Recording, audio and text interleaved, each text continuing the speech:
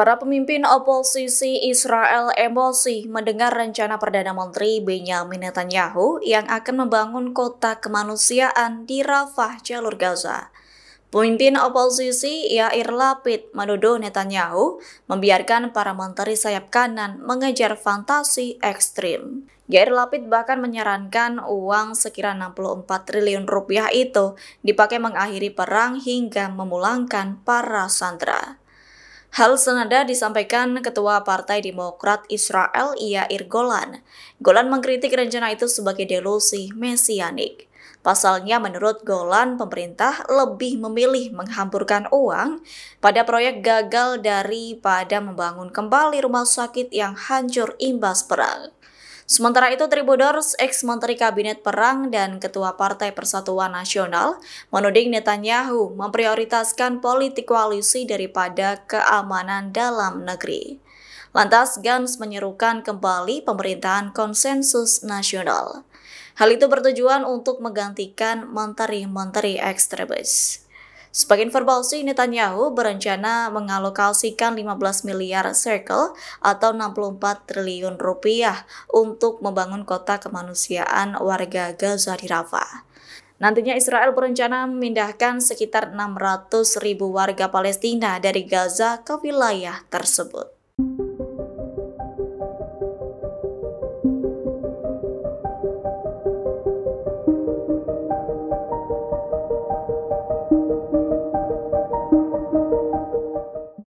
Tribuners, Kabinet Pemerintahan Israel dilaporkan retak menyusul Menteri Keamanan Nasional Itamar Ben-Gvir mengancam akan mengundurkan diri.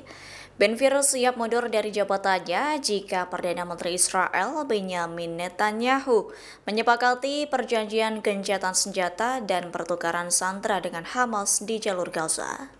Atas kondisi tersebut, Netanyahu kemungkinan besar akan mencegah Ben-Gvir mengundurkan diri, yakni Netanyahu berupaya menghindari kesulitan baru dan berulang dalam koalisi yang berkuasa. Dikabarkan Netanyahu akan mengadakan berbagai pertemuan untuk menghalau ancaman dari sekutu ekstremisnya itu. Terkini Netanyahu memprediksi Ben-Gvir akan menarik partai sayap kanannya Otzma Yehudit dari pemerintahan lagi.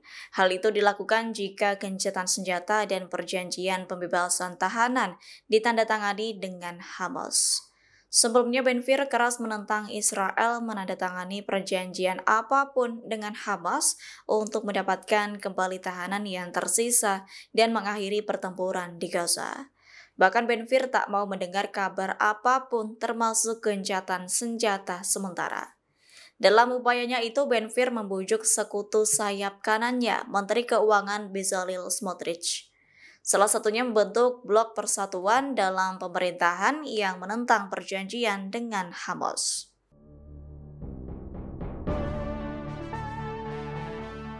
Perdana Menteri Benyamin Netanyahu mengaku bertemu dengan para pemimpin pasukan pertahanan Israel atau IDF. Adapun pertemuan itu Tribuners untuk membahas soal rencana pembangunan kota kemanusiaan di Rafah dalam rapat Kabinet Keamanan Terbatas Minggu 13 Juli 2025 malam. Terkait rencana ini, analis menilai rencana pembangunan kota kemanusiaan di Rafah ini hanyalah kedok pengusiran warga Gaza. Analis politik yakni Mustafa Ibrahim menyebut yang terjadi di kota Rafah bukanlah inisiatif kemanusiaan, melainkan itu dijadikan sebagai kamp penahanan massal yang disamarkan dengan nama kota kemanusiaan. Hal senada disampaikan otoritas penyiaran Israel yakni Kan. Pihaknya menyatakan rencana itu ialah bagian dari skema yang lebih luas untuk mengusir warga Palestina dari Gaza. Sebagai informasi, rencana pembangunan kota kemanusiaan itu akan dibangun di antara poros Philadelphia dan Morak di jalur Gaza Selatan. Nantinya Israel berencana memindahkan sekitar 600.000 warga Palestina dari Gaza ke wilayah tersebut. Hal itu dilakukan selesai menjalani pemeriksaan keamanan yang cukup ketat. Dilaporkan ratusan warga Palestina itu dilarang meninggalkan wilayah tersebut seusai diduduki. Militer Israel menyebut kota kemanusiaan itu akan dijaga sepenuhnya oleh militer Israel. Download Tribun X sekarang. Menghadirkan lokal menjadi Indonesia.